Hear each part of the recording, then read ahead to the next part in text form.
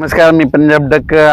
बऱ्याच शेतकऱ्याचे फोन येईल की पाऊस येणार. मी म्हणलं काही येणार नाही, तुम्ही तुमचा हरभरा पेरू शकता, गहू पेरू शकता. राज्यातल्या सर्व शेतकऱ्याला सांगू इच्छितो, पूर्व विदर्भ, पश्चिम विदर्भ, दक्षिण महाराष्ट्र, उत्तर महाराष्ट्र, कोकणपट्टी, खानदेश सर्व शेतकऱ्याला सांगू इच्छितो की राज्यात सध्या तरी पावसाचं वातावरण नाही. मग राज्यात मग पाऊस कधी येणार, तर तुम्हाला एक पहिल्यापासून मी सांगतो की एक तुम्ही काय करा, कॅलेंडरमध्ये एक तारीख लिहून ठेवा.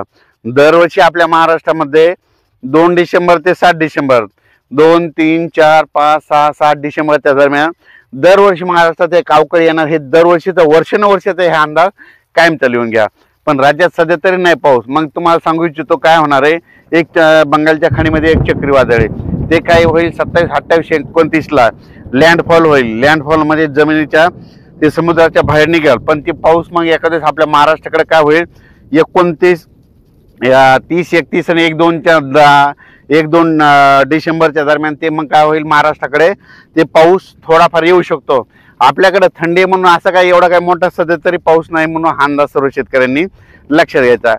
फक्त काय होणार, ते चक्रीवादळ येत असल्यामुळे ते चक्रीवादळ ते मध्ये ते काय होईल, त्याचं थोडं आभाळ देखील येणार. 28-29च्या नंतर राज्यामध्ये ढगाळ वातावरण राहील आणि त्याच्यानंतर जर आपल्या इकडली थंडी जर कमी झाली तर मग ते पाऊस आपल्याकडे येऊ शकतो.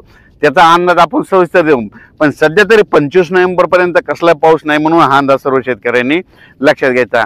बंगालच्या खाडीमध्ये एक चक्रीवादळ आहे, ते चक्रीवादळ काय होईल, तामिळनाडूकडून आंध्र प्रदेशकडून केरळ, कर्नाटक असं इथून कर्नाटकमधून अरबी समुद्राकडे जाईल.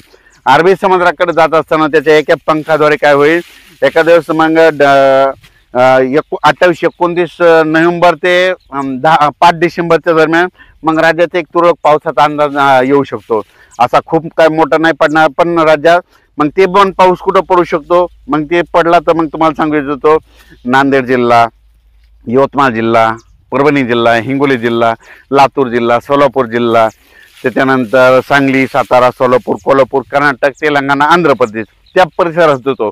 पण असा सर्वदूर महाराष्ट्रामध्ये सध्या तरी आता वातावरण नाही म्हणून हा अंदाज लक्षात यायचा.